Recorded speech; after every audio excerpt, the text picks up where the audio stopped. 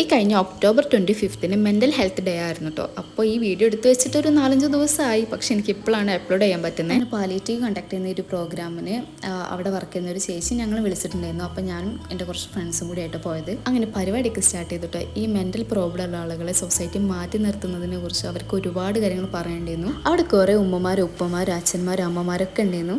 ഇത്രയും വർഷത്തിനുള്ളിൽ അവർക്കുണ്ടായ സങ്കടങ്ങളും സന്തോഷങ്ങളൊക്കെ അവർ ഞങ്ങളായിട്ട് ഷെയർ ചെയ്തു. അങ്ങനെ പാട്ടും പ്രസംഗമൊക്കെ തുടങ്ങി. ഈ പാലിയേറ്റീവ് വർക്ക് ചെയ്യുന്ന ആളുകൾ ഇല്ലാന്നുണ്ടെങ്കിൽ ഒരിക്കലും ഞങ്ങൾക്ക് ഇതൊന്നും കാണാൻ പറ്റൂലായിരുന്നു. അതിനുശേഷം അപർണൻ്റെ ഒരു പാട്ടാണ് കേട്ടോ. അതിൻ്റെ ക്ലിപ്പ് ഞാൻ എന്തായാലും ആഡ് ചെയ്യാം.